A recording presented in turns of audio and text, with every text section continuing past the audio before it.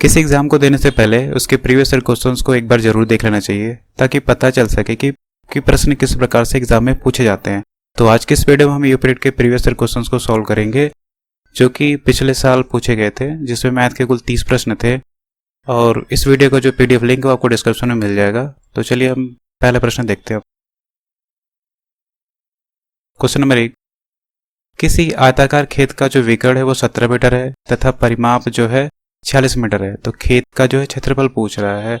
देखिए, जब भी विकर्ण दिया हो और परिमाप दिया हो और क्षेत्रफल उसमें पूछे तो हम इसको जो है इस मेथड से सॉल्व करेंगे। परिमाप का स्क्वायर बराबर 4 गुणे विकर्ण का स्क्वायर प्लस 8 गुणे क्षेत्रफल। तो देखिए अब यहाँ पर हम मान रखते हैं यहाँ पर। तो परिमाप जो है 46 मीटर दिया, तो हम यहाँ पे 46 का स्क्वायर करेंगे। तो 46 का स्क्वायर करेंगे तो 2116 मिलेगा। और यहाँ पर 4 गुणे विकर्ण का स्क्वायर, विकर्ण दिया है 17 मीटर, तो 17 का जब स्क्वायर करके उसमें 4 से गुणा करेंगे तो ये मिलेगा 1156 प्लस 8 गुणे क्षेत्रफल। तो क्षेत्रफल की जगह हम रख देते हैं यहाँ पर क्षेत्रफल यानी एरिया, एरिया यानी ए, इसको हमने ए मान लिया। अब देखिए ये बराबर है और बराबर के जब इधर आएगा तो ये घटेगा। तो जब यहाँ से हम घटाएंगे तो यहाँ मिलेगा 0, 6 और 9 और बटा हो यहाँ पे 8 जो है गुणा है तो यहाँ आके यहाँ भाग हो जाएगा। तो यहाँ 8 भाग से भाग हो जाएगी और हो जाएगा ये ए। अब इसको हम यहाँ पे भाग देते हैं। 8 एकम 8, 8 दूनी 16 और 0, तो ये हो गया क्षेत्रफल। तो क्षेत्रफल कितना आ गया? 120 मीटर स्क्वायर आ गया। तो इसका कौन सा ऑप्शन सही है? ये ऑप्शन सही है। जब भी विकर्ण दिया हो और परिमाप दिया हो और क्षेत्रफल आपसे पूछे तो आपको इस मेथड से सॉल्व करेंगे तो आंसर आ जाएगा। चलिए अब अगला प्रश्न देखते हैं। 2 की पावर -1 की होल पावर -1 के सरलीकरण से प्राप्त संख्या होगी। तो मतलब ये प्रश्न पूछ रहा है और इसके 4 ऑप्शन दिए गए हैं। ये पूछ रहा है कि इनमें से कौन सा ऑप्शन जो है मैच करेगा। तो चलिए हम इसको पहले सॉल्व करते हैं, फिर आंसर से मैच कराएंगे कौन सा ऑप्शन इसमें सही है। तो देखिए, अगर कहीं पर लिखा हो a की पावर -1 तो हम इसको लिख सकते हैं 1/a लिख सकते हैं और इसी मेथड के आधार पर ये प्रश्न जो सॉल्व होगा। तो यहाँ पे 2 की पावर -1 लिखा है तो हम इसको लिख सकते हैं 1/2। अभी भी देखिए इसका होल पावर जो है -1 है तो हम इसको अभी भी -1 लिख देंगे। वापस से देखिए फिर से ये इसी के फॉर्म में हो गया। तो अब फिर से हम इसको लिख सकते हैं 1/2। ठीक है, ये है। अब इसको हम लिख सकते हैं, ये हो जाएगा 1 गुणे 2/1। अब यहाँ से हम देखेंगे, यहाँ पे हमें मिल जाएगा 2 एकम 2 मिल गया। तो 2 देखिए अब क्या है, 2 अभाज्य संख्या है, सही है। 2 सबसे छोटी अभाज्य संख्या होती है तो पहला ऑप्शन जो है ट्रू है। और सम संख्या है तो ये भी ट्रू है, सही है। 2 का गुणक भी है, ये भी सही है, ट्रू है। विषम है, ये ऑप्शन गलत है। तो कौन कौन से ऑप्शन सही है? ए सही है, बी सही है और सी सही है। तो इसका देखते हैं आंसर में कौन सा मैच करता है। देखिए ए, बी, सी और 3 ऑप्शन सही है, इसका डी ऑप्शन सही होगा। चलिए अगला प्रश्न देखते हैं। क्वेश्चन नंबर 3, निम्नलिखित में से कौन सा कथन सही है? देखते हैं एक एक करके कौन सा ऑप्शन सही है इसमें। तो सबसे छोटी अभाज्य संख्या 1 है, गलत। सबसे छोटी अभाज्य संख्या जो होती है वो 2 होती है, पहला ऑप्शन गलत हो गया। दूसरा, एक भाज्य संख्या वो होती है जिसमें भाग चली जाए। जैसे मैं यहाँ पे 9 ले लेता हूँ तो देखिए 9 में भाग चली जाएगी, 3 से भाग चली जाएगी और साथ में ये क्या है, यह विषम भी है। तो यह ऑप्शन सही हो जाएगा। एक भाज्य संख्या विषम हो सकती है तो यह ऑप्शन ट्रू हो जाएगा। कोई सम अभाज्य संख्या नहीं है, यह ऑप्शन गलत है, यह नहीं होगा। 2 अभाज्य संख्या हो, अभाज्य संख्या यानी जिसमें भाग ना चले। चलिए हम इसको 3 मान लेते हैं और एक को 5 मान लेते हैं और दोनों का योगफल भी कह रहा है, हम इसको योगफल कर दिए और बराबर 8 आएगा। तो 2 अभाज्य संख्याओं का जो योगफल है वो सदैव अभाज्य संख्या होती है, गलत है। देखिए यहाँ पर हमें भाज्य संख्या मिल रही है तो ये ऑप्शन भी क्या हो जाएगा, गलत हो जाएगा। इसका कौन सा ऑप्शन सही है? इसका बी ऑप्शन जो है सही होगा। अगला प्रश्न देखते हैं। क्वेश्चन नंबर 4, एक बहुभुज के अंतः एवं बाह्य कोणों का जो अंतर दिया है वो 60 डिग्री दिया है। तो बहुभुज में भुजाओं की संख्या पूछ रहा है। तो भुजाओं की संख्या पूछ रहा है। देखिए अंतः एवं बाह्य कोण के लिए जो मान होता है मैं वहां पे आपको यहाँ पे लिख देता हूँ। देखिए मैंने यहाँ पे लिख दिया, किसी बहुभुज के प्रत्येक अंतः कोण जो होता है वो n-2 गुणे 180 डिग्री बटा n और बाह्य कोण जो होता है वो 360 डिग्री बटा n होता है। तो अब देखिए दोनों का क्या दिया है, दोनों का यहाँ पे अंतर दिया, तो हम यहाँ पर इसका अंतर कर लेंगे और ये अंतर जो है 60 डिग्री के बराबर है। अब यहाँ से आप इसको सॉल्व करेंगे तो n बराबर जो है यहाँ से 6 आ जाएगा आंसर। तो देखिए इसका बी ऑप्शन जो है इसका सही होगा। क्वेश्चन नंबर अगला देखते हैं। एक सरल रेखा पर स्थित बिंदुओं की जो संख्या होती है वो कितनी होती है? वो असंख्य होती है। जैसे मैं यहाँ पे एक सरल रेखा ले लेता हूँ तो यहाँ पर जो बिंदुओं की संख्या होती है ये अनंत होती है, तो इसका डी ऑप्शन जो है सही होगा। अगला प्रश्न देखते हैं। क्वेश्चन नंबर 6, एक पाइथागोरस त्रिक ज्ञात कीजिए जिसकी सबसे छोटी संख्या जो है 8 है। तो हम जानते हैं कि किसी त्रिभुज में जो है पाइथागोरस प्रमेय के अनुसार जो कर्ण स्क्वायर बराबर आधार स्क्वायर प्लस लंब स्क्वायर होता है, यानी कर्ण जो होती है इन दो भुजाओं के स्क्वायर के योग के बराबर होती है। सिंपल सी बात में कहें कि जो कर्ण होती है वो सबसे बड़ी भुजा होती है। तो देखिए इस प्रश्न को जो है हम ऑप्शन से सॉल्व करेंगे, जो भी ऑप्शन इस कंडीशन पे सेटिस्फाइड होगा वो ऑप्शन जो है सही हो जाएगा। तो चलिए मैं एक एक करके चेक करता हूँ। मैं पहले ए चेक करता हूँ। देखिए कर्ण जो है ए में देखिए सबसे बड़ी भुजा क्या है? 17 है। तो हम यहाँ पर 17 लेंगे, तो 17 का जब हम स्क्वायर करेंगे तो ये मिलेगा 289 मिलेगा। और आधार को चलिए मैं 8 लेता हूँ, तो 8 का जब हम स्क्वायर करेंगे तो 8 बटे 64 हो जाएगा। और लंब में लेता हूँ 15 ले रहा हूँ, तो 15 के जब स्क्वायर करेंगे तो ये मिलेगा 225 मिलेगा। अब हम आपस में इसको जोड़ते हैं, इसको हम जोड़ेंगे। अब इसको हम आपस में जोड़ते हैं तो ये मिलेगा 289 और इधर भी देखिए 289 289। देखिए ये जो आपस में बराबर हो गए, तो इसका मतलब ये जो ऑप्शन है इसको सेटिस्फाइड कर रहा है, इसलिए ऑप्शन जो सही होगा। अब बाकी का भी बी और सी और डी भी लेके चेक करेंगे तो ये आपस में जो है ये बराबर नहीं आएंगे, तो इसका बी ए ऑप्शन ही सही होगा। अगला प्रश्न देखते हैं। क्वेश्चन नंबर 7, जेड का मान ज्ञात कीजिए यदि संख्या इतनी 9 से विभाज्य हो। देखिए 9 से विभाज्य का जो नियम ये होता है कि यदि हम सभी संख्याओं को आपस में जोड़ेंगे और उनके योग में यदि 9 से भाग चली जाती है तो वह संख्या जो है 9 से विभाज्य होती है। तो देखिए यहाँ पे संख्या दिया है 4 1 7 जेड 8।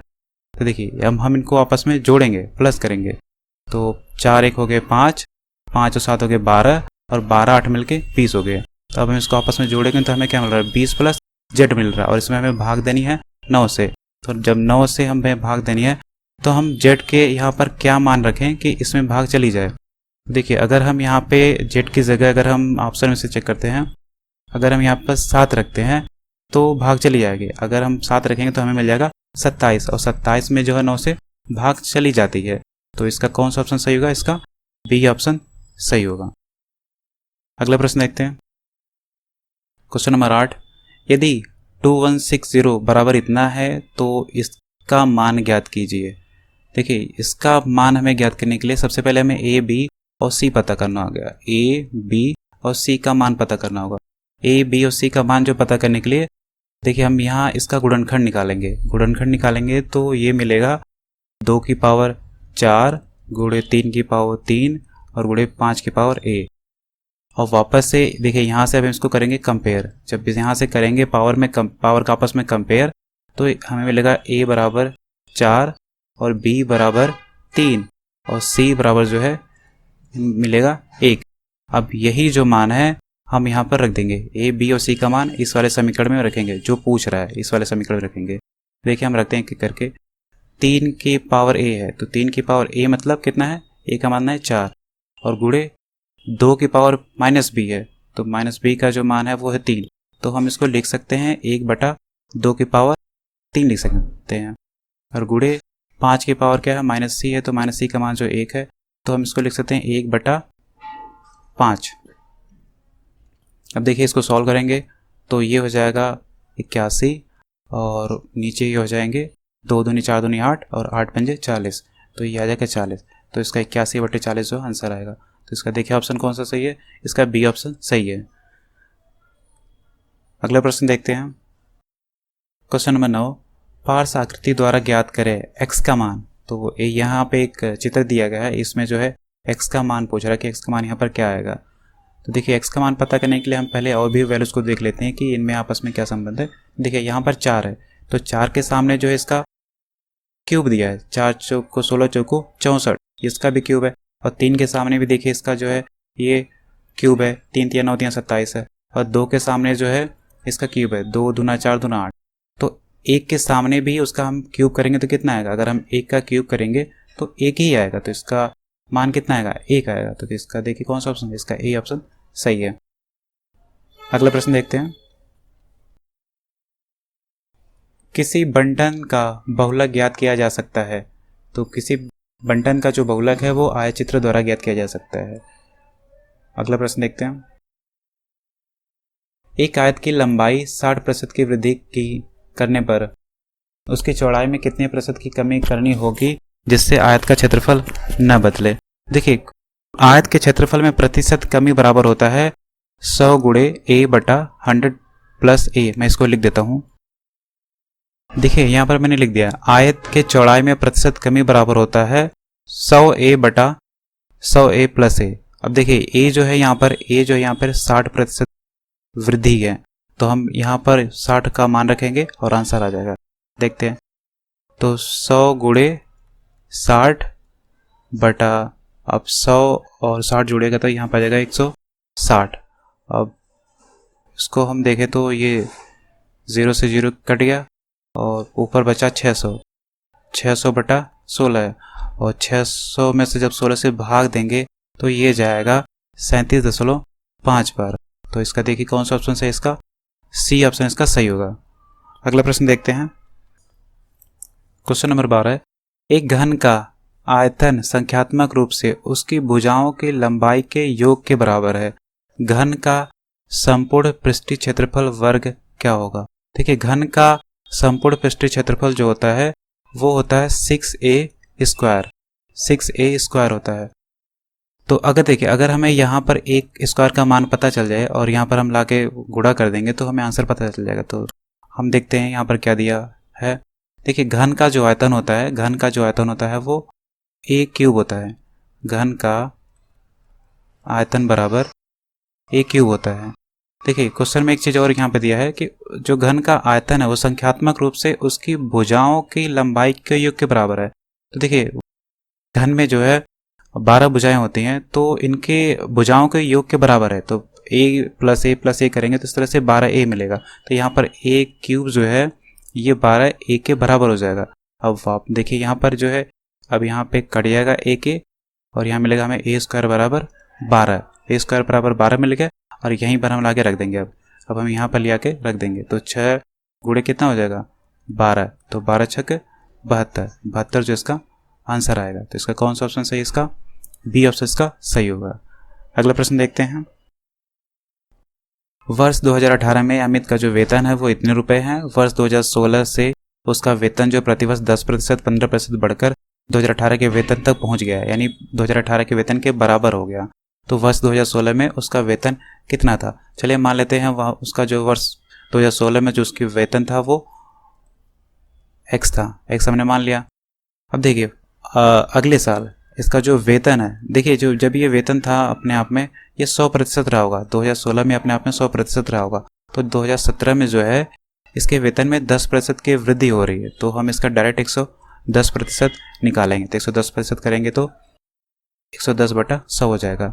और फिर देखिए 2000 अगले साल यानी 2018 में, अब 2018 में इसके पूरे इनकम का जो है, इसके जो पूरे इनकम का अब कितना बढ़ रहा है 15% बढ़ रहा था। हम इसके पूरे वेतन का एक 15% फिर निकालेंगे। तो 15% यानी हम यहाँ पर डायरेक्ट 115% निकाल लेते हैं। तो 115 बटा 100 हो जाएगा। अब ये बढ़ा हुआ जो वेतन है ये किसके बराबर है, ये आज के 2018 के बराबर है। तो 2018 में इसका वेतन कितना है, यहाँ पे है 126,500 है। अब देखिए यहाँ पर 110 और 115 का आपस में गुणा करेंगे तो ये हमें मिलेगा 12650 मिलेगा, और इससे जो है ये कट जाएगा 10 बार में कट जाएगा। तो हमें क्या मिला यहाँ पर, हमें मिला यहाँ पर x बटा 100 गुणे 100 बराबर 10 मिला। अब यहाँ से हम x का मान निकालेंगे तो x बराबर यहाँ पे 505, ये जो है ये उसका 2016 में उसका वेतन था। तो देखिए इसका कौन सा ऑप्शन सही है, इसका जो सी ऑप्शन जो है सही होगा। अगला प्रश्न देखते हैं। दो संख्याओं का महत्तम समापवर्तक जो है 6 दिया है तथा लघुत्तम समापवर्तक जो है 432 दिया है। यदि एक संख्या 48 है तो दूसरी संख्या क्या होगी। तो हम जानते हैं कि पहली संख्या गुणे दूसरी संख्या बराबर लस गुणे मस होता है। मैं यहाँ पर लिख देता हूँ, पहली संख्या गुणे दूसरी संख्या बराबर एलसीएम गुणे एचसीएफ होता, तो इसी फॉर्मूले से जो है ये इसका आंसर आएगा। तो पहली संख्या देखें, जिससे देखिए यदि एक संख्या, यानी एक संख्या यानी पहली संख्या 48 है, गुणे दूसरी संख्या यहाँ पर पूछ रहा है, तो दूसरी संख्या हमको हम एक्स मान लेते हैं, बराबर एलसीएम कितना दिया है, इसका जो एलसीएम है वो 432 दिया है, हम यहाँ पर 432 रख लेते हैं, सॉरी यहाँ पर 432, और गुणे जो एचसीएफ है वो 6 दिया है, तो 6 यहाँ पे लिख लेते हैं। देखिए आपस में काटते हैं, 6 बटे 48 और 8 से जब इसमें भाग देंगे तो 8 बचे 40 और 8 को 32, तो यहाँ से जो एक्स का मान जो है वो 54 आ गया। तो इसका देखते हैं कौन सा ऑप्शन सही है, इसका सी ऑप्शन इसका सही होगा। अगला प्रश्न देखते हैं, किसी महीने का तीसरा शुक्रवार 16 तारीख को है और उसी महीने का चौथा मंगलवार किस तारीख को पड़ेगा। देखिए क्वेश्चन में दिया है कि जो किसी महीने का जो थर्ड सोमवार है वो 16 तारीख को है, जो 16 तारीख को है ये थर्ड शुक्रवार है, इस थर्ड शुक्रवार है, तो इसका सेकंड जो है शुक्रवार का पड़ेगा। थोड़ा इससे हम 7 कम करते हैं, तो 7 कम करेंगे तो ये मिलेगा हमें 9 तारीख।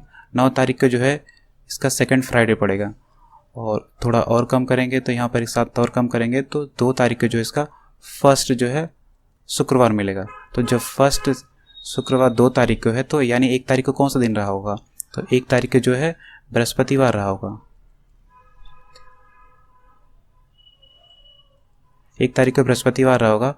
तो इस हिसाब से अगर हम देखें आगे बढ़ें तो 6 तारीख को देखिए हमें 6 तारीख को जो है पहला मंगलवार मिलेगा, जो पहला मंगलवार है वो 6 तारीख को मिलेगा। तो जब पहला मंगलवार 6 तारीख को है, हम इसमें 7 जोड़ेंगे तो दूसरा मंगलवार मिलेगा, फिर 7 जोड़ेंगे तो तीसरा मिलेगा, और फिर 7 जोड़ेंगे तो चौथा मंगलवार मिलेगा। तो देखिए कुल टोटल कितनी तारीख आ रही है, तो इसको जोड़ेंगे तो ये मिला के 27। तो देखिए 27 तारीख को जो है चौथा मंगलवार पड़ेगा। तो देखिए इसका कौन सा ऑप्शन सही है, इसका बी ऑप्शन इसका सही है। अगला प्रश्न देखते हैं, यदि a प्लस बी एक समीकरण यहाँ पर दिया है बराबर के है, यहाँ पर 3 टर्म है, एक पहला टर्म है, एक दूसरा टर्म है और एक तीसरा टर्म है। 3 टर्म जो है और सब जो है ये के बराबर दिया है, तो यहाँ पर के का मान पूछ रहा है। एक का हम देखिए इसमें करेंगे, एक बार हम पहले टर्म को के साथ लेंगे, फिर दूसरे टर्म को के साथ लेंगे और तीसरे टर्म को के साथ लेंगे। तो देखिए मैं यहाँ पर लिखता हूँ, यहाँ पर देखिए पहले टर्म को अगर हम लेंगे तो a प्लस बी बराबर हो जाएगा सी के, सी जो है के से गुणा हो जाएगा यहाँ पर। तो यहाँ पर मैं लिखता हूँ a प्लस बी बराबर सी के, सी जो है यहाँ का जो सी है वो के से गुणा हो जाएगा। इसी तरह हम दूसरे टर्म को लिखते हैं, b प्लस सी बराबर ए के हो जाएगा, ए के जो इसका a है वो के से गुणा हो जाएगा। अब इसी तरह तीसरे टर्म को लिखते हैं, c प्लस ए बराबर कितना हो जाएगा, b के हो जाएगा। अब देखिए हम तीनों समीकरण को जो आपस में जोड़ देंगे, तो देखिए यहाँ पर हम जोड़ेंगे तो मिलेगा 2a प्लस 2b प्लस सी, तो 2 जो हम पहले ही काम में ले ले रहे हैं, तो यहाँ मिलेगा 2a प्लस बी प्लस सी बराबर, इधर देखिए क्या मिलेगा जोड़ेंगे, तो यहाँ पे जोड़ेंगे तो k कॉमन मिलेगा, तो k को जो हम बाहर ले लेते हैं, तो यहाँ मिलेगा a प्लस बी प्लस सी मिलेगा। देखिए a प्लस बी से a प्लस सी कैंसिल हो जाएगा और यहाँ 2 बराबर k, यानी k का जो मान है वो कितना आया, वो 2 आया। तो इसका बी ऑप्शन देखिए इसका सही होगा। अगला प्रश्न देखते हैं, क्वेश्चन नंबर 17 देखते हैं, निम्नलिखित में से कोई 3 मापों को लेकर कुल कितने त्रिभुज बनाए जा सकते हैं। देखिए यहाँ पर 4 माप दिया है, 1 2 3 4 करके माप दिया है। अब इनसे पूछ रहा है कि इन भुजाओं से अगर आप एक त्रिभुज बनाए तो वहाँ पर कितने त्रिभुज बन सकते हैं। तो देखिए हमें पता है कि किसी त्रिभुज में जो है अगर हम 2 भुजाओं को जोड़े, आधार प्लस लंब को जोड़े, तो वो तीसरी भुजा के योग से बड़ा उसका मान आएगा। तो इसी कॉन्सेप्ट के आधार पर इस प्रश्न को हम सॉल्व करेंगे। देखिए पहले यहाँ पे 4 भुजाएं मैं यहाँ पे लिख लेता हूँ, एक 1.2 दिया है और 4.2 दिया है, 5.9 दिया है और 8.1 दिया है। चलिए मैं यहाँ पर इन तीनों को लिख देखता हूँ। पहले मैं यहाँ पे लिखता हूँ 1.2 प्लस 4.2 ग्रेटर देन तीसरी भुजा के बराबर, मैं 5.9 ले लेता हूँ। अब इसको क्या देखता हूँ, चेक करता हूँ क्या सही आ रहा है, तो 2 इसको जोड़ेंगे तो 4 और यहाँ मिलेगा 5। देखिए 5.4 है वो 5.9 से कम है, तो ये जो गलत है। इस तरह हम एक और मान के लेके चेक करें। चलिए मैं इस बार ये लेके चेक करता हूँ, 4.2 प्लस 5.9 ग्रेटर देन 8.1। देखिए इसको हम चेक करते हैं, तो इसको हम जोड़ेंगे तो ये मिलेगा 1 और ये मिलेगा 10.1 मिलेगा, जो कि 8.1 से ज़्यादा है। तो इसका देखिए ये इस तरह आप चेक करेंगे तो कुल मिलाकर यहाँ पर एक ही मिलेगा, एक ही त्रिभुज ऐसा मिलेगा। तो चलिए देखते हैं हम, इसका डी ऑप्शन सही होगा। इस तरह आप बाकी भी लेके चेक करके देखेंगे तो नहीं आएगा, सिर्फ एक ही त्रिभुज यहाँ पर बनेगा। एक भिन्न का हर अंश के 2 गुने से 1 अधिक है। अंश में 2 जोड़ने और हर में 3 घटाने पर 1 प्राप्त होता है, तो भिन्न ज्ञात कीजिए। देखिए पहली लाइन में यहाँ पे लिखा है एक भिन्न का जो हर है, जो भिन्न का हर है वो अंश के 2 गुने से अधिक है। चलिए हम मान लेते हैं अगर भिन्न का अंश जो है x है, तो जो उसका हर है वो कितना हो जाएगा, 2x + 1 हो जाएगा। तो देखिए ये जो है, अब ये भिन्न यहाँ पर गिवन है, यहाँ पर दी हुई पहली लाइन में ये बात बोली गई है। अब आगे देखते हैं क्या है, अंश में 2 जोड़ने पर। चलिए मैं वापस यहाँ पर लिख देता हूँ इसी भिन्न को, 2x + 1 अंश में 2 जोड़ने पर और हर में 3 घटाने पर। यहाँ पर हर में मैं 3 घटा लेता हूँ तो ये जो संख्या है वो 1 के बराबर हो जाती है। अब यहाँ पर इसको सॉल्व करते हैं। देखिए यहाँ पर x + 2 अपनी जगह रहेगा। अब इसको हम बराबर के उधर भेजेंगे, पक्षांतर करेंगे, तिर्यक गुणा करेंगे, यहाँ पर मल्टीप्लाई, क्रॉस मल्टीप्लिकेशन। तो यहाँ पर देखिए इसको यहाँ पर हो जाएगा 2x और ये जो है यहाँ जाएगा तो यहाँ पे -2 बचेगा, तो 2x - 2 बनेगा। अब देखिए x को पक्षांतर हम उधर कर लेते हैं, उधर कर देते हैं, तो ये मिलेगा 2x में से इधर x आके घट जाएगा, x मिलेगा और ये जो इधर आके जुड़ जाएगा, तो x बराबर जो है 4 मिला।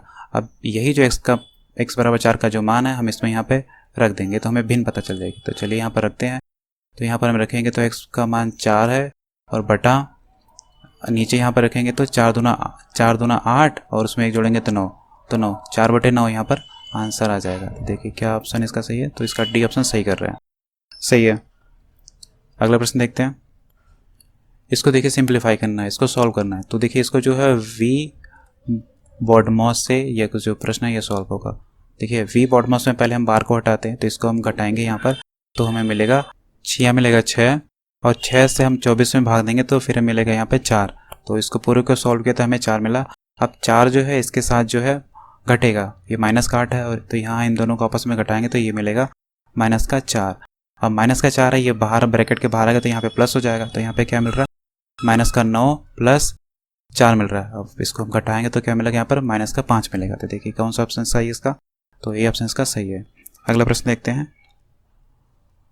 यदि मस a का मान 8 बराबर इतना है और लस बराबर इतना है, तो a का मान पूछ रहा है। देखिए यहाँ पे गिवन है, मैं एक बार लिख लेता हूँ इसको अलग से यहाँ पे। चलिए यहाँ पे मैंने लिख लिया।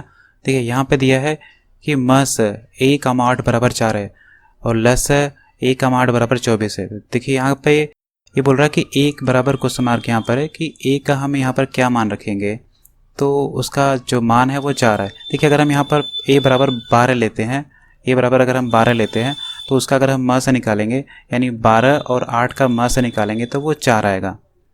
और इसी तरह अगर हम 12 और 8 का ल से निकालेंगे तो इनका जो ल से है वो, अगर हम इसका ल से निकालें तो 4 × 12 तो 8 × 24, तो इसका जो ल से है वो 24 आ जाएगा। तो a का मान है जो वो 12 आएगा। इस प्रश्न में यही कह रहा है कि a का मान हम इसकी जगह क्या रखें कि उसका म से निकाले तो 4 आए और उसका ल से निकाले तो 24 आए। तो अगर आप 12 यहाँ पर रखेंगे a की जगह तो उसका म से निकालेंगे तो 4 आ जाएगा और ल से निकालेंगे तो 24 आ जाएगा। अगला प्रश्न देखते हैं। एक कमरे की लंबाई 10% घटाई गई तथा चौड़ाई 20% घटाई गई, जबकि ऊंचाई 5% बढ़ाई गई, तो इस प्रकार कमरे के आयतन में कितना प्रतिशत का परिवर्तन हुआ। चलिए मैं यहाँ पर मान लेता हूँ कि जो कमरे की लंबाई और चौड़ाई है वो 10 × 10 × 10 है, 10 × 10 है।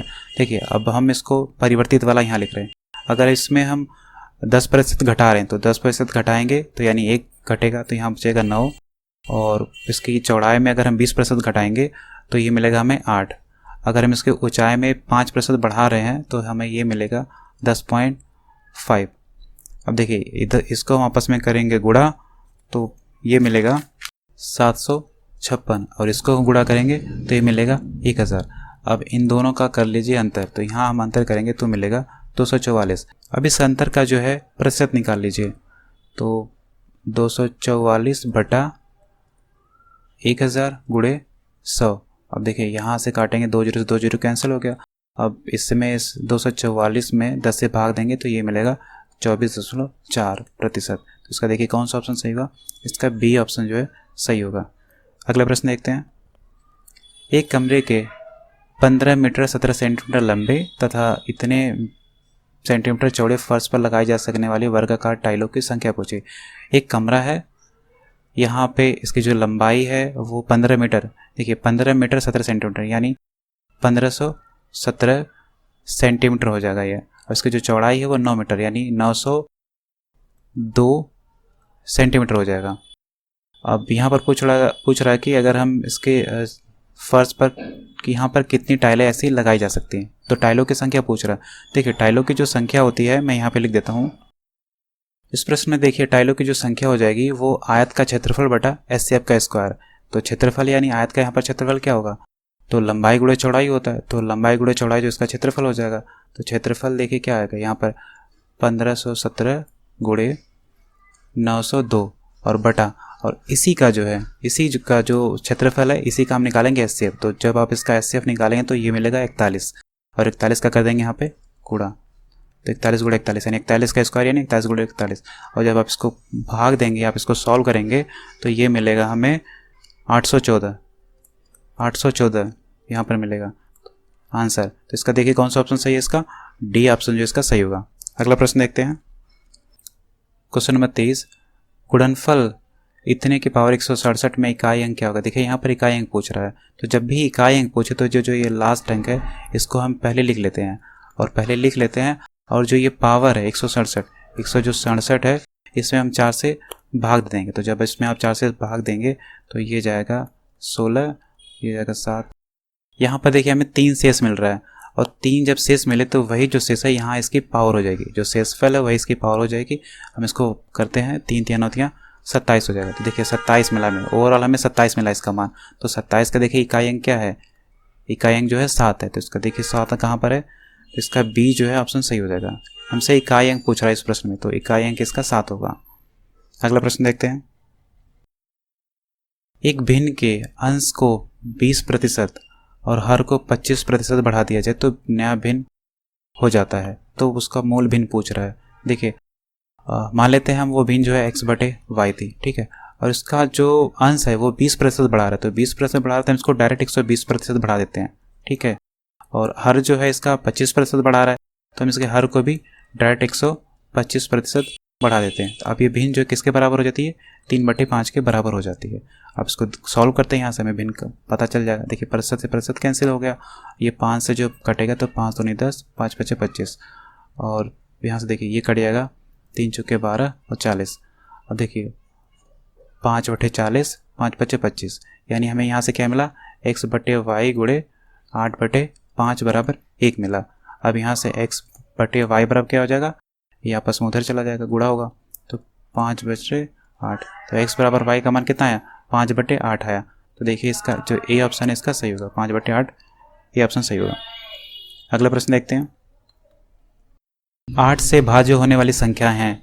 देखिए 8 से विभाज्य का नियम यह है कि अगर किसी संख्या के आखिरी 3 डिजिट में अगर 8 से भाग चली जाएगी तो वो पूरी जो संख्या है वो 8 से उसमें भाग चली जाएगी। तो हम पूरा संख्या ना लेके सिर्फ आखिरी के 3 डिजिट को लेके भाग करेंगे। तो देखिए 8 से जब 240 में भाग देंगे तो ये जाएगा 30 बारी, और 8 से 220 में जब भाग देंगे तो ये मिलेगा 27.5 मिलेगा, और जब 128 में भाग देंगे 8 से तो ये मिलेगा 16, और 124 में जब आप भाग देंगे 8 से तो ये मिलेगा 15.5। देखिए पूरा कौन कट रहा है, पूरा एक पहली संख्या कट रही है और तीसरी संख्या कट रही है। पहला ऑप्शन कट रहा है और तीसरा ऑप्शन जो पूरा भाग जा रहा है। तो देखते हैं इसका कौन सा ऑप्शन सही है, पहला और तीसरा। देखिए सी ऑप्शन इसका सही होगा। अगले प्रश्न देखते हैं, एक त्रिभुजाकार प्रिज्म में कितने शीर्ष होते हैं। तो एक त्रिभुजाकार प्रिज्म में है जो 6 शीर्ष होते हैं। मैं दिखाता हूँ कैसे। देखिए ये त्रिभुजाकार प्रिज्म है, इसका 1 शीर्ष, 2 शीर्ष, 3 शीर्ष, 4 शीर्ष, 5 शीर्ष, 6 शीर्ष, तो टोटल 6 शीर्ष होते हैं। अगला प्रश्न देखते हैं, 10 के 6 की दर से केले खरीदकर 6 में 4 की दर से बेचने पर प्रतिशत हानि कितना होगा। देखिए जब भी इस प्रकार का प्रश्न पूछे दिया हो तो हम उसको पहले ऐसे लिख लेते हैं।